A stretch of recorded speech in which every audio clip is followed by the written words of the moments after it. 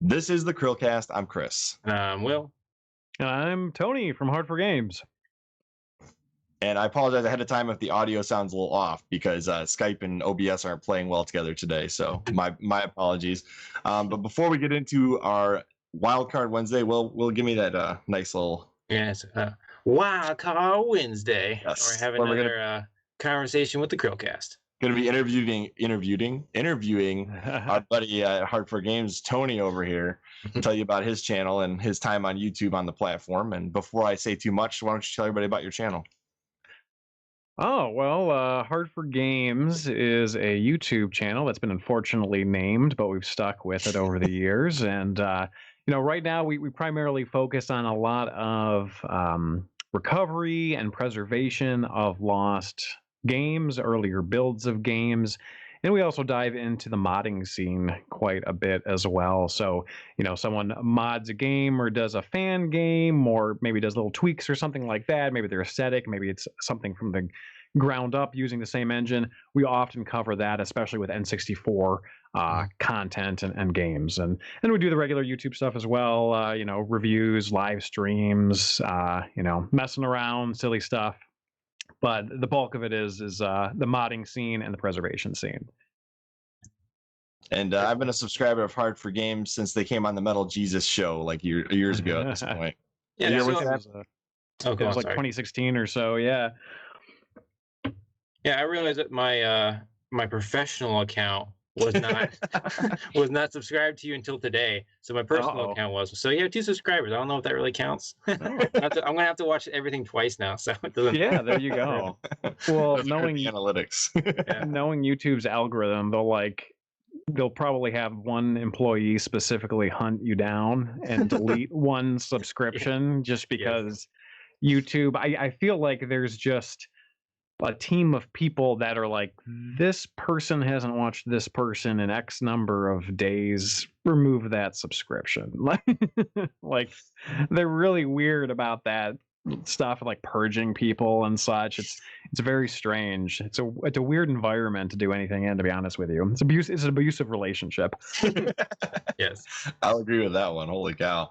YouTube has been an up and down the entire time we've been doing it, and we're not even close to your 80K. So yeah, I don't understand the notification system at all. Like, I will be flooded with notifications from a channel like from 3 years ago for 1 week, and then the following week nothing. It's like they don't even exist anymore. Yeah. We only get notifications for Larry Bundy's videos. I don't know if you're familiar with his channel or not. Yes. But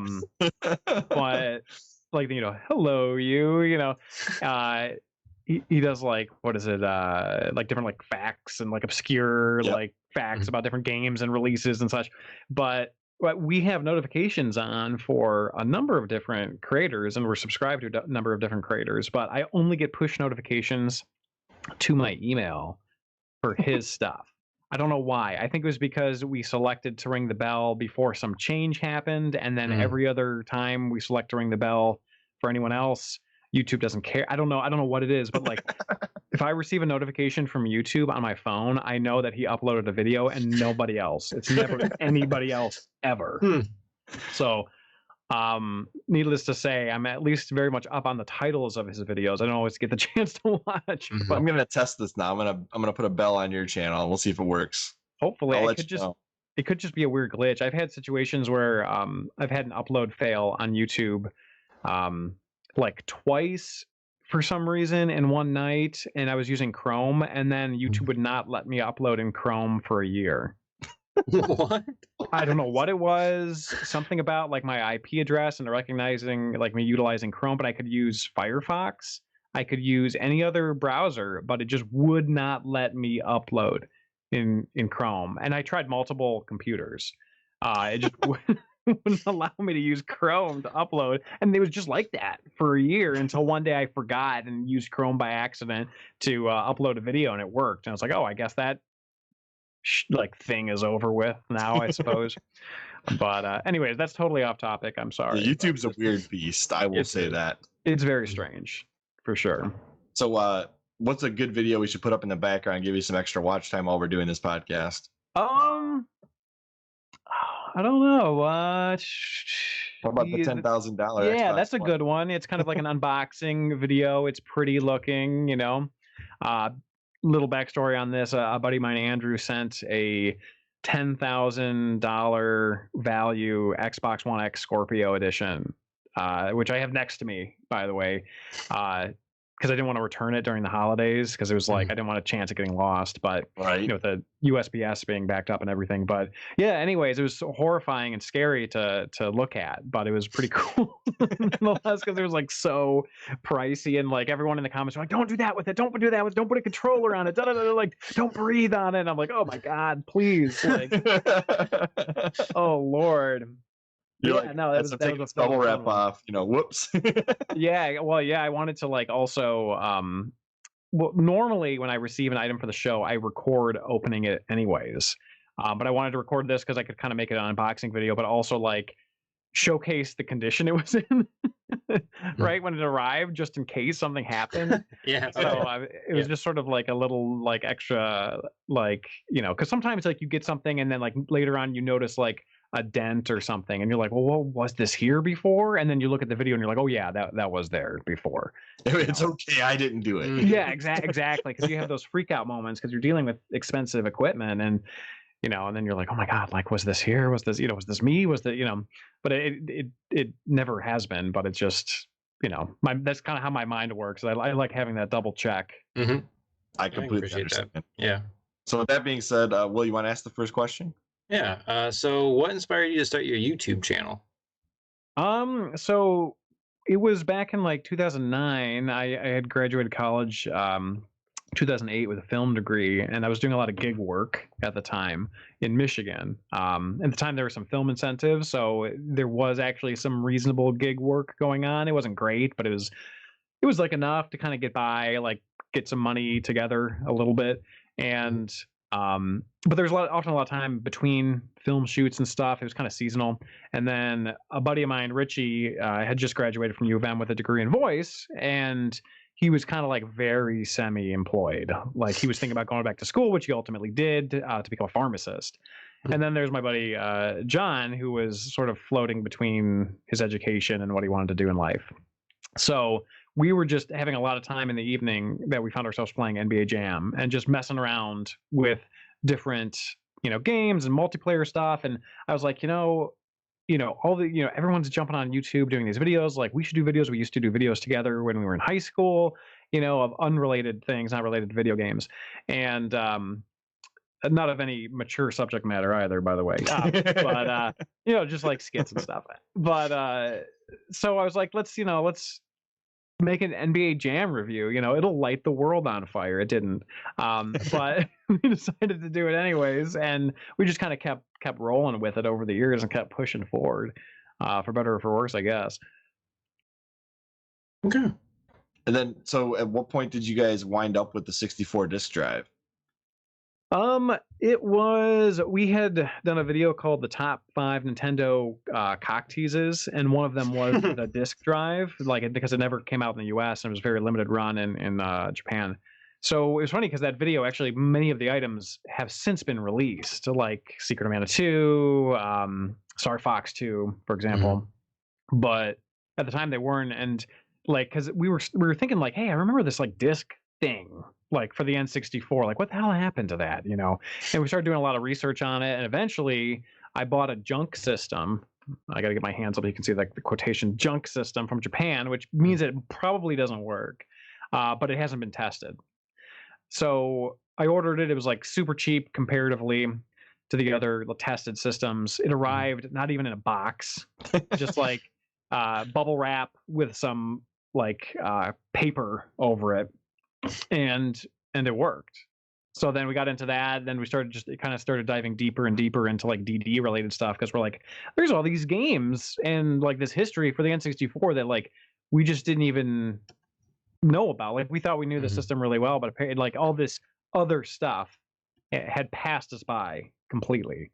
So we got just sort of super curious, and we're almost trying to make up for that lost childhood, so to speak, even though it was lost our childhood because we didn't have the DVD. But it was kind of that idea, you were nostalgic for something that never even came out, if that makes sense. No, it totally does. Yeah, Man, I Like think there's probably people that tried are to nostalgic watch for Scalebound at this point. Say Remember that again, I'm Scalebound? sorry. Do you remember Scalebound. Scalebound? That sounds really familiar. What is that? That was that dragon fantasy RPG No that one's the gonna be Xbox was nostalgic supposed for to that. get when Oh yeah, okay, Yeah. yeah. That was like a big controversy when that got Oh, yeah. canceled, if I ever remember properly. about bankrupted Platinum Games. Yeah, I remember that being like a big to do when that yeah. happened. People were very mad. Let's see here. So the next question is, where did the name come from? Yeah, so I get asked that a lot. Unfortunately, that's not a very flattering story, but so basically the guys that a lot has changed with the people like Richie and John and the people that I work with, but at the time they were very, very idea oriented. And I was very action oriented. So, for example, if I were to say, "All right, guys, let's take a night, come up with a list of names," they'd be like, "Cool, I'll do that." And then the next day, I'd be like, "Did you do it?" And they'd be like, "No, didn't even think about it. Didn't even give it a second thought." And that was a lot of Hard4Games early history. Was me kind of like pushing to get the work done.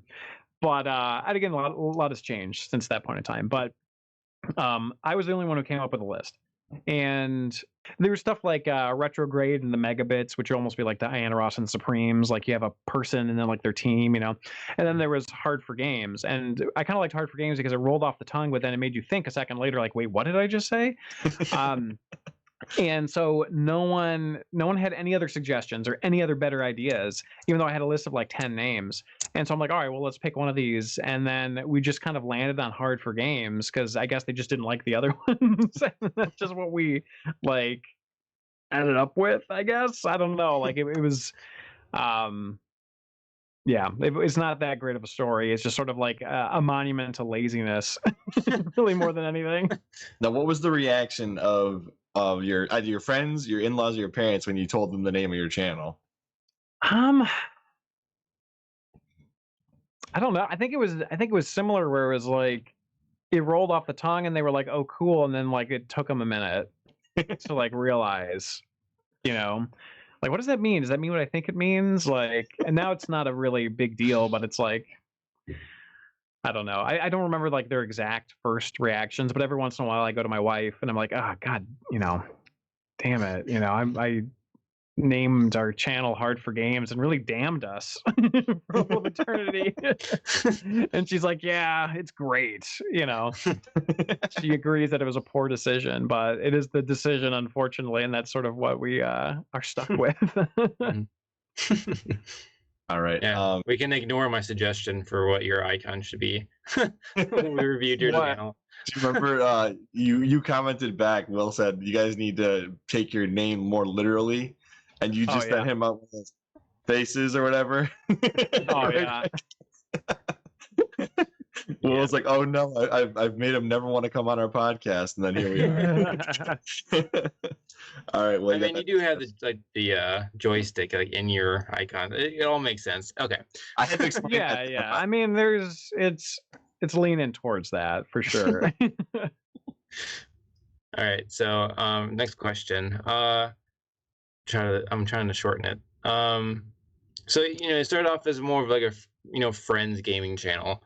At what point did you decide to like kind of switch to more obscure and hard to find console/tech? Was it the Nintendo DD, or is it before that, after that? Yeah, it was it mainly started with the DD, and then I ended up getting a dev console, and that was kind of like my white whale, like my holy grail sort of thing. And like I ended up getting it, and then we realized like, oh, like if we ever find any of these blue discs, and then people started reaching out to us, like Luigi Blood, for example. You can follow on Twitter. He's like a vast library of DD and Satellaview knowledge, and basically he's like, oh yeah, like I wrote this program, you can dump games with it. And there was that, and then people started contacting us about other systems too, and they're like, hey, have you ever done this? You ever done that? I'm like, oh, no, but I guess I could learn how to do it. Mhm. And most stuff, if you search hard enough, you can find some equipment that like it can be used for dumping with the right program. The problem is a lot of it's been discontinued, or the programs aren't up to date, or there's issues with it now or whatever. But, I was able to collect enough of this stuff at the time where I'm able to dump a pretty reasonable library of consoles games at this point, and it just kind of like escalated from there, just kind of trying me to like build my knowledge base, and kind of we just slowly became known as a preservation channel because we were interested in it, and people just kind of kept feeding us content to work on. So it's kind of hard to say no when someone's like, hey, I have this thing no one else has ever seen before, do you want to look at it? Say yes, I don't care what it is. And you're like, yeah, I'll take a peek, I'll take a peek and see if there's anything I can ascertain from it. And sometimes it turns out to be nothing, and then sometimes it turns out to be something really interesting. Sometimes you just never know until you get to dive in, basically. Beating the addiction, right? Like, hey, you want to check this out? Yeah, you want to go take a look at this? On that note, the hardest content to dump, I don't want to say it's like too hard, but the setup was initially difficult. It's easier now because I have like better equipment, but like GameCube NR disc, so NR is like the proprietary written format of these discs that they use for development and like testing on the consoles and stuff. And basically you had to get, unless you had like a Wii GameCube writer, which were really rare, you had to get like a very specific Hitachi DVD-ROM drive, and then that could read GameCube discs, but then you had to hot swap in an NR disc with the GameCube disc and hope your program recognized. It was like a mess. Like it was like really like weird and complicated crap that we had to go through. So luckily it's a little bit more streamlined, but it was certainly interesting in the beginning. Not to ramble too much about the GameCube, but either way. No, the GameCube is where I purchased my most expensive item of my entire collection, so I understand. What is that? It's the component cables. The component cables. Oh God, yeah. Before the Eon GCN stuff came out and all that. Yeah. Yeah, I mean the component cables, I mean they're a thing of beauty. It's just they're like $300-$400 now or something like that. I think mine for like $210. That's a great deal.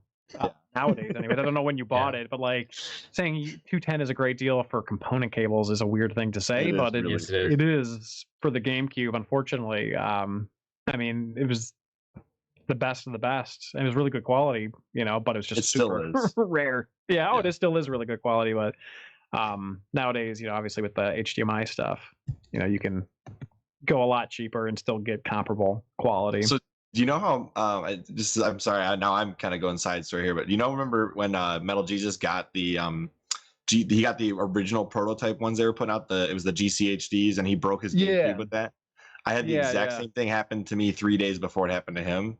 That was what spurred my interest in buying the component cable, because I was like, I'm not doing this again. Yeah. I mean, it's so funny how like some hardware is just so finicky like that. Yeah, I mean, I kind of felt bad for everybody involved in that. I actually got that guy's the 2.0 version or 3.0 version. There's the version after that where he had made the adjustments so it wouldn't fry your console. But I mean, realistically, if you saw the video of like Metal Jesus and his team playing, like what happened to that GameCube normally wouldn't happen. Normally wouldn't happen. Like it was yanked off of its stand. Like it was like yanked and pulled and like ripped and like kind of like tumbled down and stuff. So it was like, there was kind of like extenuating, or how do you pronounce that? There's certain circumstances that would never normally happen. And so like that, the creator of that mod, I think got a lot of hate from that. But at the same time, he should have tested it a little more thoroughly. So it's kind of like I just kind of felt like the whole thing was a little bit cringeworthy, unfortunately. My situation, I will just real quickly say this, because my situation was different. I unplugged it one time and plugged it back in, and it bricked my GameCube. Really? Oh, okay. So something as simple as that could destroy it. Okay. Yeah, and all you have to do, if you were not careful pulling it out, and I figured this out after 3 GameCubes, and I was like, I'm done with this. Oh my gosh. I pulled it out very carefully straight, and it didn't do anything. But if you just even wiggled it a little bit left, right, up or down too much, Yeah. done, just done. Oh my So god. like clearly it was very volatile when it was powered up. No wiggling left, right, or up and down. Okay, Chris. so that's clearly a crater issue right there. It was the inventor of the device that clearly did not do proper testing before it went to market, which is likely he never not good. What, yeah, likely just never unplugged it. I got a really like poorly made version of it from somebody else, and I don't know which is the answer. Yeah, I don't know. Like it could be the ones that he tested on were less of a mass production sort of thing, and then he went into sort of like a semi-mass production, and then didn't realize there was a flaw in those. I don't know. I have no idea. So but the question I have is, do you ever get hardware that is working when it's shipped to you and then dead as a doornail when it shows up? You mean like as a borrow or like if I purchase something? Either one.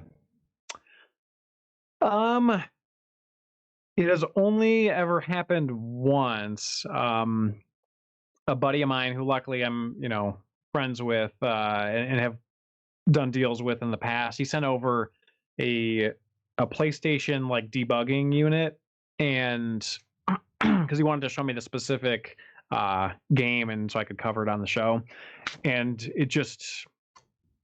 it would boot, but it wouldn't spin up. Like no matter what you put in it, it just wouldn't spin up. Like the motor was dead by the time it got to me. So I've never had an issue with shipping. I've never had anything break during shipping. At least anything that wasn't already broken and then was like repatched up by the owner and then it shipped again and the same thing happened or something like that. But yeah, so that was a weird instance where I kind of like, my heart stopped for a brief moment. It was like a rare item. It's not like you can't get another one, but they're kind of expensive. So I was just like, hey man, like this thing isn't working. Was it working when you sent it? Like, could it have been faulty? And everything turned out fine, but it was a little scary for a minute. Yeah, I guess you could say. Fair enough. Yeah, I figured you guys have seen so much hardware. There had to be at least one. So yeah, I'm trying to think. Before you ask next one, sorry, I have a jump in before Chris asks this question, but you can go ahead. Okay, I'll jump in now. Oh no, I'm good. Sorry, that was completely miscommunicated. All right, so I'm going to derail a little bit. What is the weirdest thing you've ever received? I know we're going to talk about like, that question a different way, but like the weirdest thing, not necessarily the most expensive or the coolest or the rarest, just like you open it up, you're like, what is this? like somebody sent you tube socks or something weird. Yeah.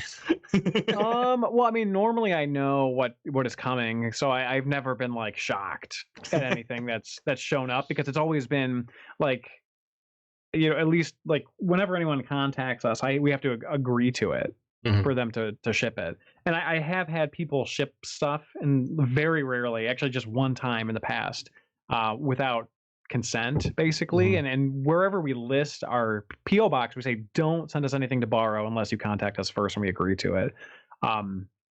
So basically, like we did those Pokemon Center New York preservations where we had like a writer where you could like write Pokemon to games, and someone sent me their games after long after I'd shipped everything back. I'm like, dude, I can't do anything with this. I just shipped it right back. But as far as like weird stuff, I don't know. I mean, like, there's been some oddball stuff. Like, we did a review of the PlayStation 1 Stepper, which is like a stair stepping unit, and it's like an exercise machine, but it's like a high quality stair stepping unit that you like, and you roam through these like really low poly, like there it is, through these really low poly like blurry worlds, but it was actually like a really well built device. So that was kind of strange. The secret screen for the N64 was a little bit strange as well. And again, I knew what it was going to be when I got it, but basically someone had taken a Game Boy screen, attached it to an N64, and then tried to pitch that to Nintendo to have a different like screen that games could utilize, kind of like a VMU, basically. The Dreamcast. Yeah, for the Dreamcast. And for years, this guy believed that Sega stole his idea, but in reality, he just took Nintendo's parts and tried to resell them to Nintendo. So it's like, and like a screen within a game has always been a thing. Hence, there even being a Game Boy to begin with, right? Or like a Game & Watch or a Tiger handheld or whatever, and a bunch of different people were working on something similar. But it was just a very odd item because it was a prototype. Like it had to be plugged in specifically to that controller and that controller only. It had 2 modes that it could display. They often glitched out, and it was just very fragile. And it was, I mean, I can see for multiple reasons why it wasn't picked up. No offense to the creator. He had created some successful peripherals in the past. But it was just bizarre. It was a very strange item. See, I could see I could honestly see why for like a Madden game this would be a cool thing, but like there's not enough games that I could think of that would be, I can see why you're saying like there's no way Nintendo is going to be like, yeah, we want that, please give it to us now. Please they were like, if you can get some third parties on board with it, to create games along with it, we'll do it. Which was kind of the nail in the coffin because it's like then he has to go out to then he has to pitch to a bunch of different, because they don't have to write the software for this peripheral that's not shipped standard with the N64. Yeah, there's no install base for it. You're having your team create something totally new, for this thing that is in a prototype phase that won't be Game Boy parts when it comes out. You know what I mean? Like, so there was just like. It'd be like if the Wii U shipped without the screen right away, and then somebody said, hey, we want you to ship this gamepad out, and there's no games already utilizing the technology. It's just like the Wii U ultimately became. Yeah, you're right. No, it's barely even use it. But yeah, no, it was just very, like for that little radar dish that just showed on screen there, like he claimed that was like the original prototype for the secret screen.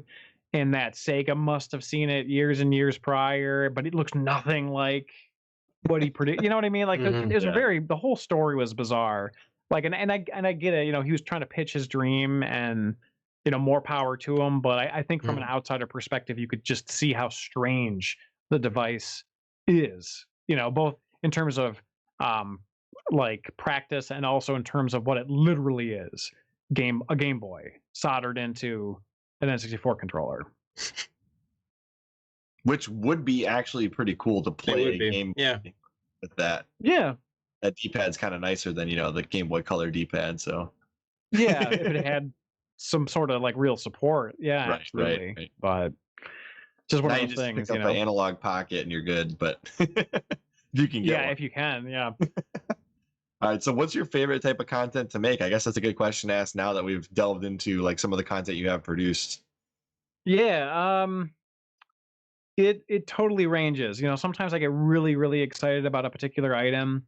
Sometimes I'm like, I think the audience will like this. Like I'm interested in it, but I'm not really interested in it, and still like until my brain starts kind of turning on it a little bit and then thinking about how I can really make it interesting, but it's always a good time whenever I can get other people involved, like doing something like this, for example, or when I can actually have people over to do reviews and go over things, which I haven't been able to really do much during COVID. So one of my main guys, John, he works at Retro Taku, which is in Madison Heights. It's a video game store, probably the best one I've ever been to. And I'm not just saying that because it's local, but it's a genuinely great store. But he has a full-on like respirator, and like with the pods and everything, like a face mask. Like he's 100% like covered, but he's still like, because Michigan's like a hot spot for COVID, he's still like, yeah, I don't know if I should come over. I don't want to put your family at risk, and I'm like, oh, I respect that, So I've just been lonely. So it's always fun when I can get other people involved and do something as a group. But as far as solo stuff, it's totally dependent on the project. If I don't think it'll be fun at all or interesting, I don't take it on. But just some things are a little bit more exciting than others. Fair enough. I don't know if that really answers your question. It's kind of vague, but It's hard to say. Basically, I don't know. Wherever your interests are headed, that's the content you want to make. Yeah, lately I've been like searching out really obscure VHS and laser discs, which is what I've been excited about. And I know that there's a question on here regarding like a holy grail of mine, but there's been all these rumors of a German VHS with Earthbound 64 footage, and all of the footage that we have is really blurry and crappy. And I feel like if I could get a hold of a tape that has some, I could do a better job of preservation. And I did get a hold of a tape that was Japanese, that I had some Earthbound 64 footage that I preserved and did like a frame by frame render, and it turned out really nice, but it's all footage we've seen before. So there's footage we've seen before, there's footage obviously we haven't seen before, and then there's footage that it's like we've seen before, but like the compression is really terrible on YouTube. So it's like you want to kind of do a better job of it. So I've been like hunting this, don't even know if it exists, German VHS. Like I've been picking up like point of sale tapes, previews, this, that. And I've come across some really like cool stuff, but nothing with Earthbound in it. And then also someone tipped me off that there was this show called Nintendo Mania, but it was in Mexico, so it was probably pronounced a little differently than that. It was Spanish. But there's footage of it on YouTube where like they're covering E3 or Space World one year, and there's some Earthbound 64 footage. And I thought if I could somehow get a recording of that, or like if there's like DVDs sold somewhere or VHS sold somewhere or something, I could do a better rip than that. We'd actually have some quality footage. But I've never once seen anything from that show for sale. Actually, I was thinking about a holy grail I would love you guys to get and put on your show if you could figure it out. There was actually in development a Fire Emblem for the N64, and they actually reused a lot of the assets in the GBA games for portraits for the characters. And supposedly it was pretty far along, and there is some footage from like maybe E3 showing like some screens from the game. But it never came out, and the reason why was because the creator had creative differences with Nintendo and left, and created a different company, made Fire Emblem clones on PlayStation that he got sued into the ground for by Nintendo. But long story short, a Fire Emblem 64 was in development that never came out. Yeah, I didn't, because I don't know too much about the Fire Emblem series. I know like a little bit. So I did not know that. That would be interesting to find for sure. Although the chances of that, I mean, that sounds like a real holy grail. Like real, like deep lore right there. Like it's possible. You never know. I mean, we found some, not just us, but like, the internet as a collective whole has found some very strange and unusual things over the last couple of years. So you never know what could pop up. It's possible. If I ever find this thing, I'm to you guys for preservation purposes, because I don't have any way to preserve something like that. Well, we would love to. Obviously, we'd love to preserve it, if we could ever find it, for sure. Yeah. All right, let's see here. I think no, you didn't ask this question yet. Well, it's your turn. Yeah, it's fine. Do you ever feel burnt out? Oh yeah, every moment of every day, every second. Well, I mean, it's funny because before I had kids, I had a job that was very physically demanding. I taught martial arts for a living for about 5 years. And I ran a school as an operations manager. I didn't own it, but I ran it. And it was like 12-hour days. And you're like doing managerial stuff, half of it. And then you're like working out for 6 hours. So, I would just be like so tired when I got home, and like it was just so long and stressful, and like it'd be hard to push myself to do Hard4Games. And then I switched career paths, and then I got more time, but then I started having kids. So it's like it's kind of a thing where it's like, his Hard4Games really burned me out. Yeah, like on some occasions, yeah, definitely. And it's like YouTube is a beast that it's just so frustrating to deal with, despite wanting to continue. But with kids, like hence us starting this recording at like 9:30, you do things. My wife says I do Hard4Games in the shadows of our lives, basically. Okay. So it's like you kind of have to make it work despite being tired and being burnt out by family and all of that stuff. So like as a creator, I guess it's just hard to put aside other things and make time to have everything still be enjoyable and the best it can be. So I think that's the challenge more than like a burnout specifically from content creation, if that makes sense. Oh, I totally get it. Yeah. Especially I can relate with the kid thing. A lot of times I'm writing an outline, it's like 12:30 in the morning. It's like, oh yeah, it's still working. Yeah. Well, I mean, unrelated to Hard4Games. So for example, yesterday, you know, Christmas was yesterday, big day, obviously, with the kids. They're like worn out, they're losing their minds, and they pass out in the car. We drive home, get my boy to bed, and my daughter, 15 months old, has her first night terror. Oh no! And this is shortly after my wife says, "Okay, we can finally begin our Christmas, like hang out together." So I don't know if you guys are familiar with night terrors, but my son will get them. But basically, it's like a partial awakening, but it's not like a full awakening. It's like a partial awakening, and you're normally screaming.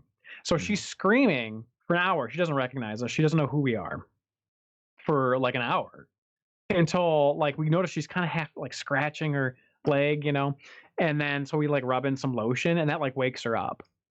And then she keeps like signing more and then pointing to her leg. We have to keep massaging her little calf with lotion. And then she starts talking again, and then she's fine. So it's like, but it's like, we were thinking about at one point in time possibly shooting that night, me and my wife, for a review.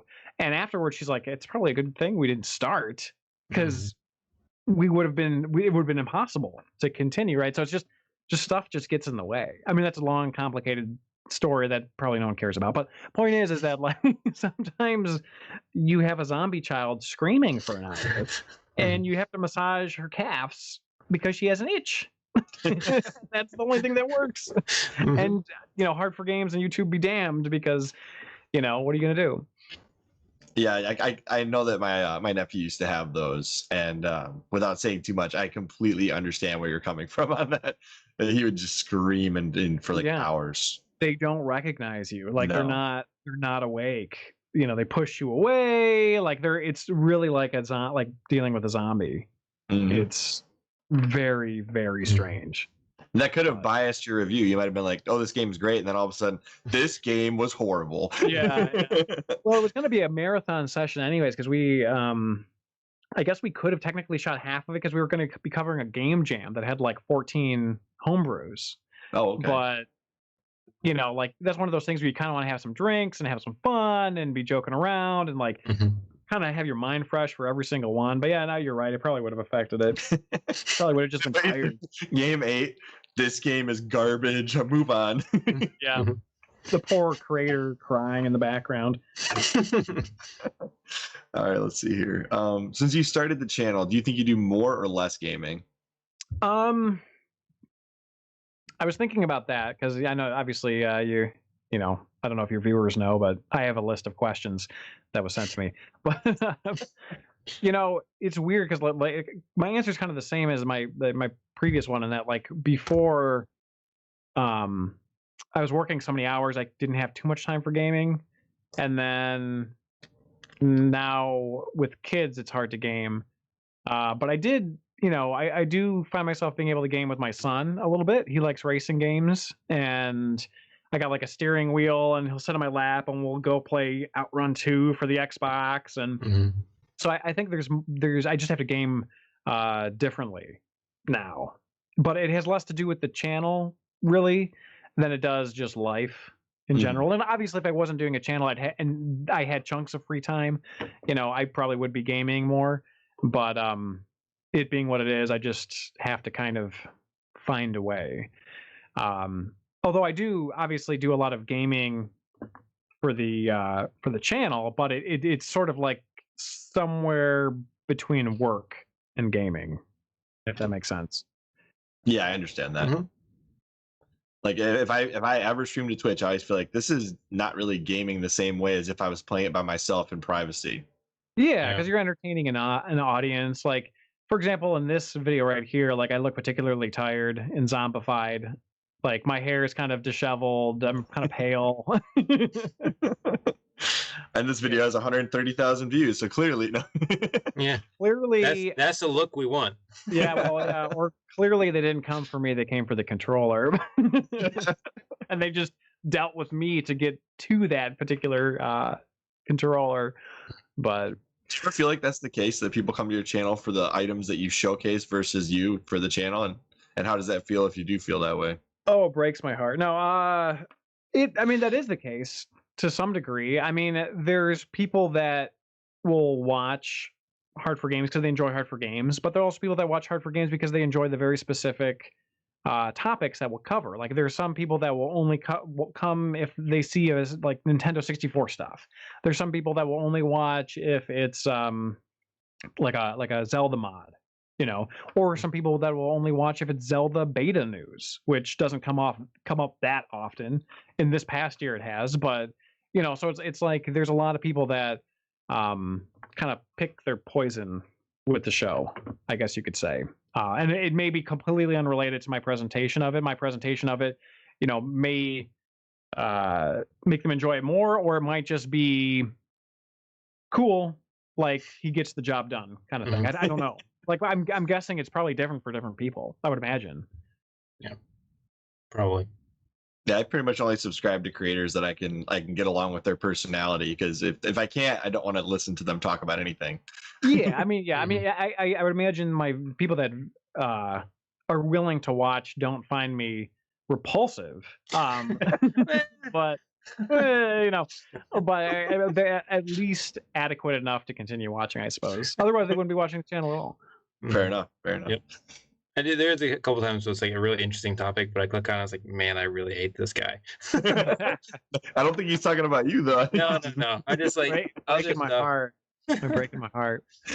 Right. Yeah, I mean, it can be difficult if you don't mesh with the creator. You know, it is what it is. All right. Well, you got the next question.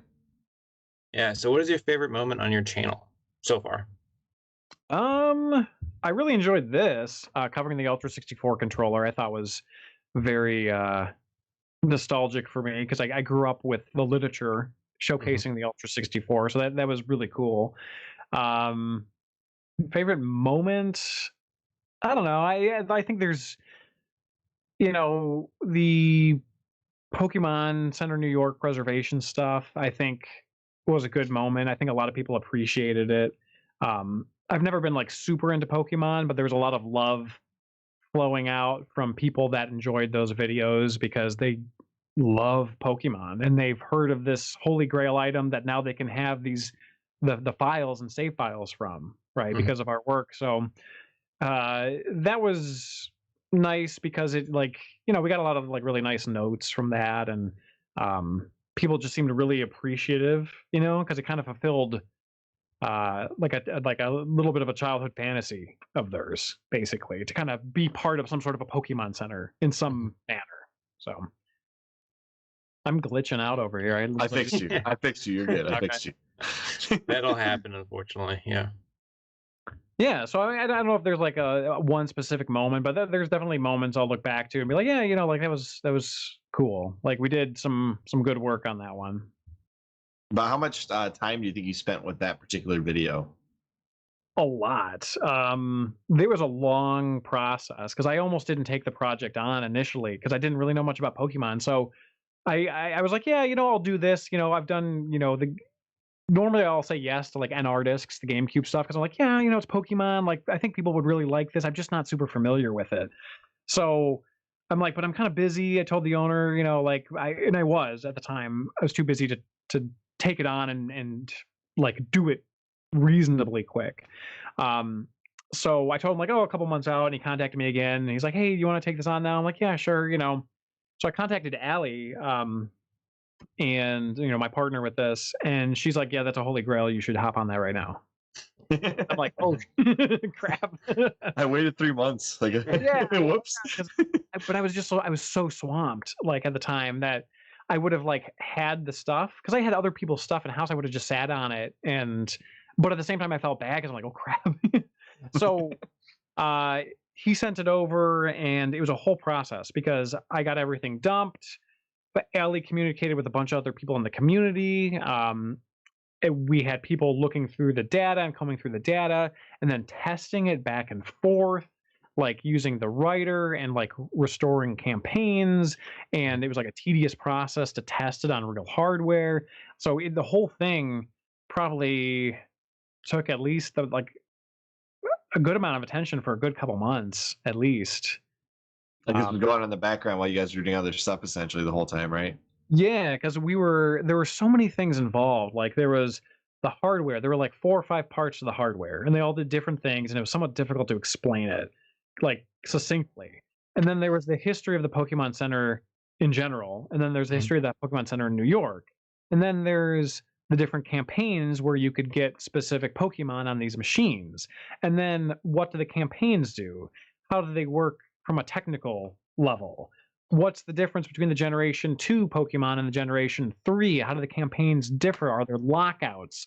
Could you go and just spam the machine? Like, there were all of these questions that we ended up having to do 2 videos where we did one where it was like the basics, and then one that was like sort of an overflow. And then we also had done 2 streams on it, kind of fielding questions and then doing overviews. So there was just sort of a lot. There was just a lot going on. There were a lot of little moving pieces, and still to this day, people from the Project Pokemon event research team will contact us saying, "Hey, we discovered X, Y, and Z about it," or "We're almost on a breakthrough with ABC. We've learned this additional stuff regarding it." And it's something where they also ended up buying the stuff from the owner, and now they get to continuously play with it. So I think they're happy at the very least. Yeah. So I have to ask then one quick question in regards to that. What is the technical difference between enabling the event using a Game Shark and enabling it using the Pokemon Center equipment? Do you know if there's a difference? You can enable it with a Game Shark. Okay, so that's not the same thing then. No, so there's a couple different things involved. Excuse me. I have acid reflux all the time. So do I'm I. Constantly going. Omeprazole has been my friend.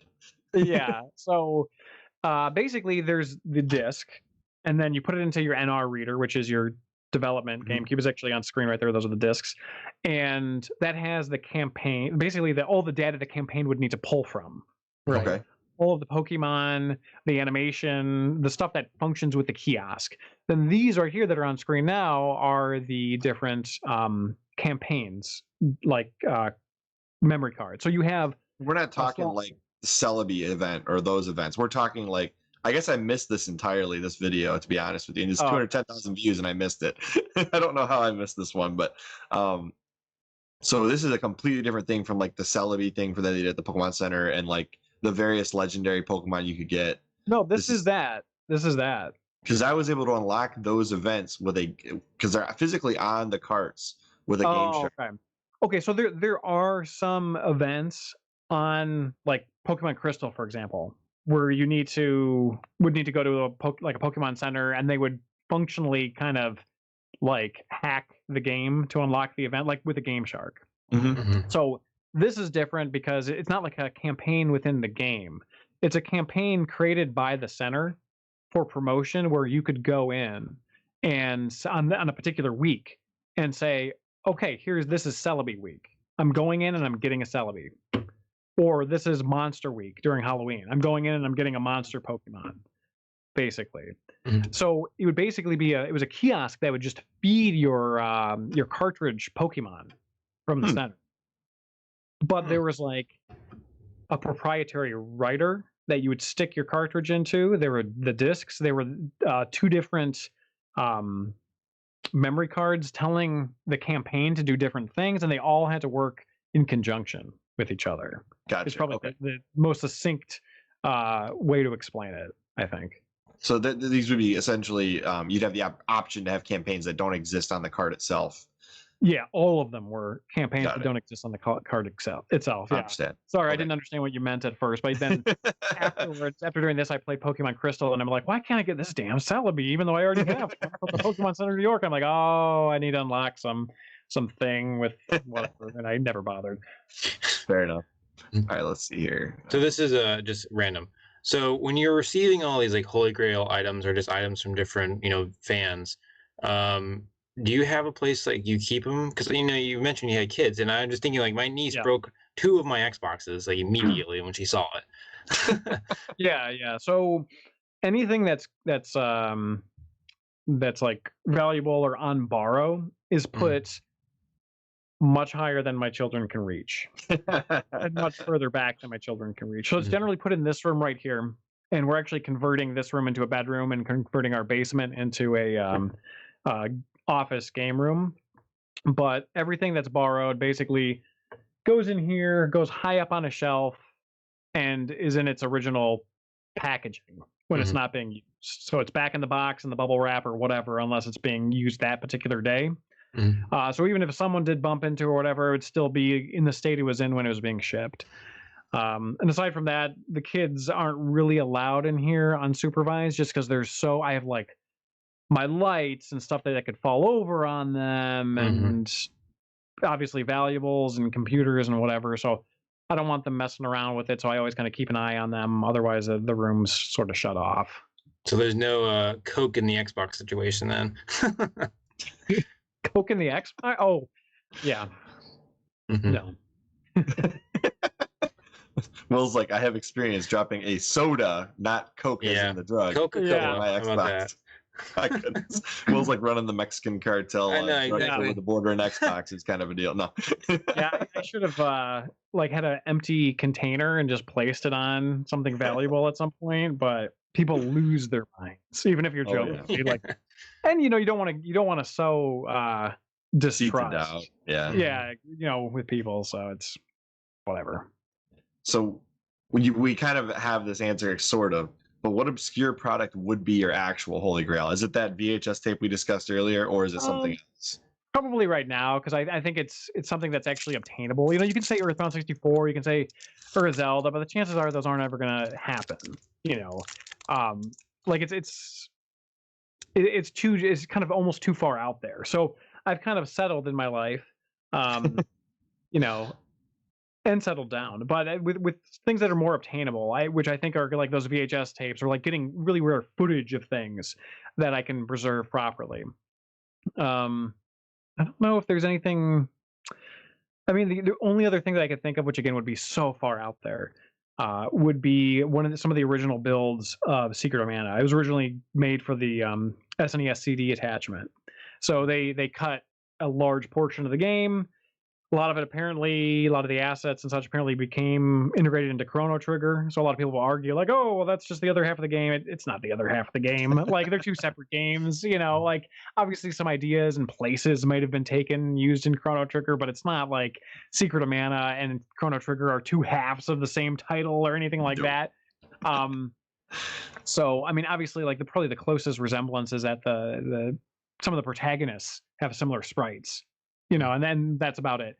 But like getting a hold of an earlier beta version of Secret of Mana for me would be, because that's one of my favorite titles growing up. So that would probably be my Holy Grail if I were to pick something more unique other than what I normally say. Do you have the CDI games? You mean the Philips CDI games? Yeah. I don't own a Philips CDI. I did have one in house for a while, and I played like the Zelda stuff and the Mario stuff, and I'm kind of curious about the fan remake of the two Zelda titles that were not the top-down one. Right. It's kind of just something I've tinkered with, but never really shown a lot of love for, to be honest with you. There's terrible. There was somebody said that there was a development unit with the CDIs. They were like trying to find developmental Zelda games on the CDIs, but most of them have been wiped clean. I think Adam Korlick had one in California. One of his friends had one or something, and they checked it out. There's nothing on it. So who knows? But there might be something out there where they had some of the Zelda developmental units for those games somewhere. I don't think any of those. I mean, maybe it's different with the development units, but I don't think any of those units had any sort of hard drives or anything where you could store games. I'm not sure. I do know this. If you want to find out more, you can go to Adam's video. They had one of the dev units there, and it had some slots that were missing. So he wasn't sure if they were meant to house a hard drive or what, but maybe there was something that was akin to that day and age version of like flash memory or whatever, and maybe, I don't know. But so clearly the CDI games are not something you care about. I mean, it's something I've covered them on the channel, you know. I've always felt like remorse regarding them. Like, so for example, a lot of the stuff that was cleaned up apparently cleaned up in that remake, I would have loved to see the original games have. Or like Zelda's Adventure, the top down is very similar to a Zelda game, but it just needs like 2 or 3 tweaks to make it like more playable. Like I played it, I probably played it for like 2-3 hours in the past, and it was like okay. It was better than the side-scrolling ones. But if that were to be remade, you know, if you could cut down the loading times, every time you move a screen, it loads. So it's like if you could cut the loading times to like near nothing, and then add a couple extra buttons for items and such, so you don't have to like menu hop so much. A little bit of hit detection tweaks, add some music to the background. Like I think you'd have a pretty decent and playable Zelda knockoff if you could add those 3 or 4 tweaks.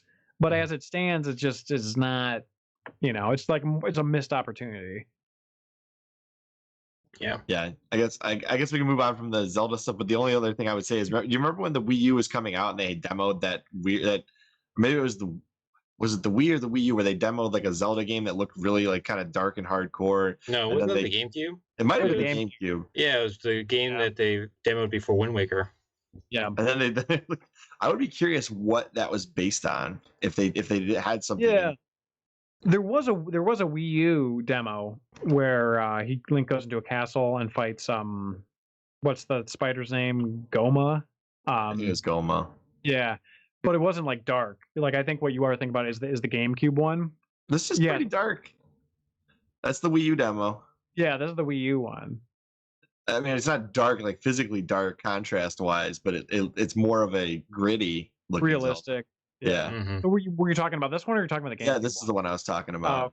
Oh, okay. I would be curious what they were running this on and what it actually was. You know what I mean? It would certainly be interesting. It probably, I mean, I think there was also a mode of this where you could like run the debug camera.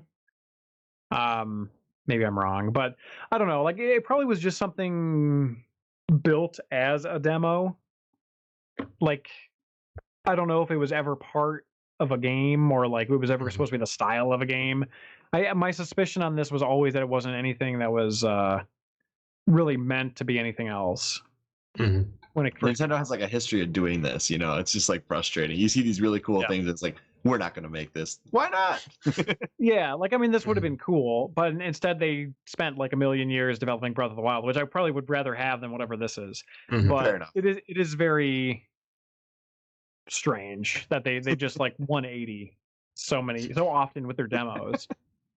Although I do remember when the Wii U was coming out and like, Reggie was trying to push it as hard as he could. He's like, I think it was Jeff Keighley was doing an interview with him. And so he's like, oh yeah, you know, got the HD now, that box is checked. And he's like, yeah, but when it releases, it'll already be behind current consoles. And he's like, oh, it doesn't matter. Got that HD checked. Yeah. And it was like, what the hell are you doing? Like, what the hell is this? And I remember like them doing like these demos of like birds and trees and stuff and being like, yeah, I mean, this looks okay. You know, like it looks all right. Nothing special. It's just but Nintendo's never really been the most powerful, and it seems to work for them. So they probably like whatever. It has a Wii in the name.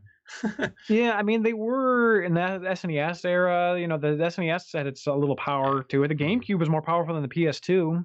Yeah, that's fair. You know, then 64 was more powerful than the PlayStation, but it was held back by other, you know, its physical limitations and stuff. But I don't know.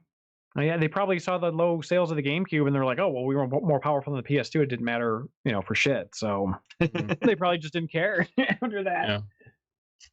I mean, the Wii was anemic when it came out, and it sold 100 million units. They're like, whatever. Yeah, they probably just took that model and were like, well, screw it. Underpowered hardware is the future. All right. Well, you got that next question. Yeah. So what are some of your favorite content? Oh my goodness, I can't speak. What are some of your favorite content creators here on YouTube? I wrote a list. Oh, okay. Oh, you're prepared. Usually, Yeah. people don't have no idea what to say. Let me scroll down to my. Could be like, and Adam's fresh on my mind because he was just on our channel, but I didn't even read the script, guys. That's what he said to us. Way to be prepared. Yeah. I know, right? So there's a lot of YouTube creators that I watch, and a lot of them are bigger, but I think I'm not going to mention those guys just because I'd rather spend a little more time on the smaller ones. So John Riggs, I think he just hit 100K.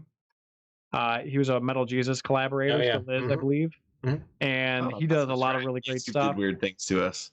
What's I that? was subscribed. You said YouTube did weird things to us again. I'm unsubscribed. I was subscribed. I thought you said John Riggs did weird things to us. Like, what are you talking about? What exactly did he do? No, but he did say he wanted to come on the podcast like forever ago, and he still hasn't. So we got to make that happen. Yeah, he seems like a really genuinely great guy. He does these lists now where he just rates everything from a particular publisher on a particular platform, and it's just like these quick, like boom, boom, boom, boom, boom, boom, boom. You get a lot of content in one video, a lot of like reviews, just as quick opinions on games, and it's really addicting. So I've been watching a lot of that lately. Retro Alley, she was the person I worked with on the Pokemon Center New York content. She had been on our podcast when we were doing a podcast, which we don't really do regularly anymore. She's mostly on Twitch, but she has a pretty good YouTube presence as well. We've done a number of collabs related to Pokemon related stuff. And she's great to work with. She has really good content. She's meticulous in her scripting as well, which is I appreciate because I'm a really anal person when it comes to like rap. And I get the feeling that she is too. So I think we mesh well in terms of working together because we'll be like just kind of jamming on a Google Doc together, trying to get stuff done and, shooting ideas out there. So I definitely recommend her. Lady Pelvic is another person I've worked with in the past. She does great content. A lot of it is JRPG oriented these days. But she's just does excellent takes on the games, really good content in general. Not to mention she's more fabulous than all of us combined. Like the way she picks her wardrobe and makeup and just everything, like the background is like very well pieced together. How much time do I have? I don't want to spend forever on this, but you can spend however much. Yeah. This is your interview. You can spend as much or as little time as you want on it. Well, another female creator that I watch a decent amount of is Bob Dunga. How do you spell that? Dunga. Okay, this is the person. Okay. Yeah.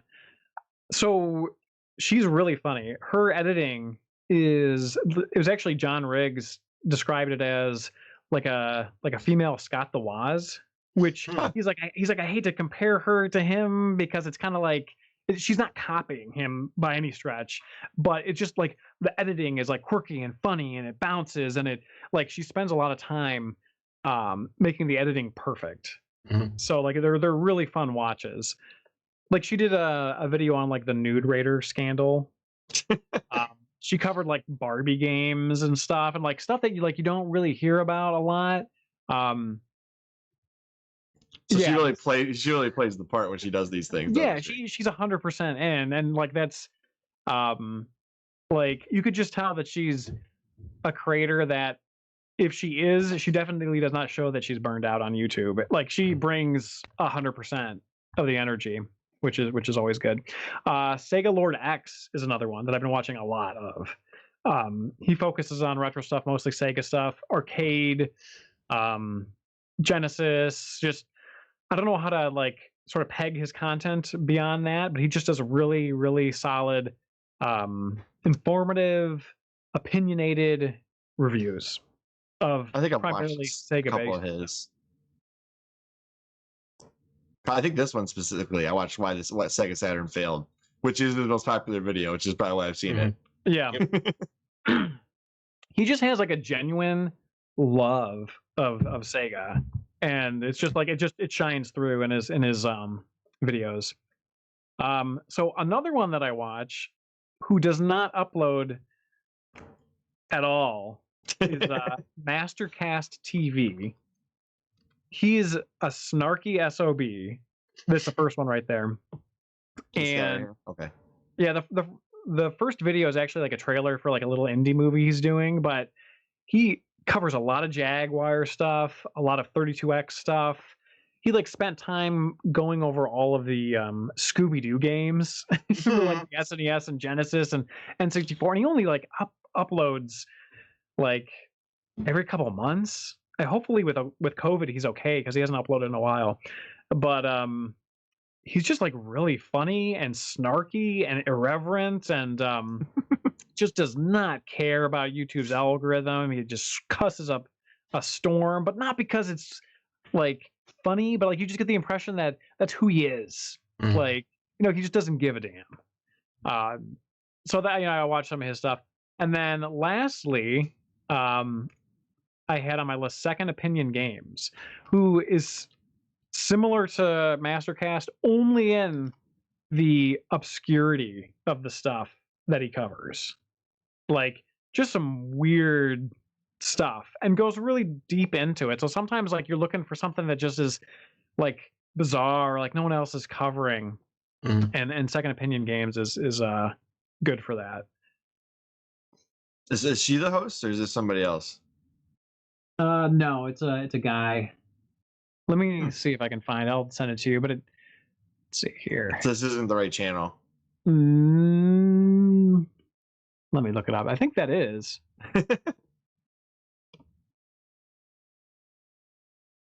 Maybe she's part of the channel too. Oh, this is the channel. I just think that maybe that's his wife or girlfriend. I haven't seen that particular video. Okay. Yeah, I got confused. You were saying he, and I see the Yeah, I've actually never seen her on the channel before. Maybe I'm just. It was from a week ago, so maybe that's why. Yeah, she's in maybe two or three. Yeah, she's a couple of them. But this is the guy I'm assuming right here. I think so. Every video I've watched of him, it's just voiceover. Okay. So that very possibly is him. I apologize if he's watching. I don't know, but I do enjoy. That is him. I enjoy the content.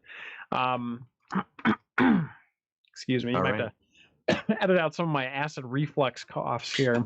If you got to go take some Tums or whatever, you know, you just let me know. We take a break. But there's only one more question on this segment, so let's get through it real quick. Is there anything that we missed that you would like to cover about your channel, and/or do you have any questions for us? You know, I left that one blank. We're not that interesting. You got no questions for us.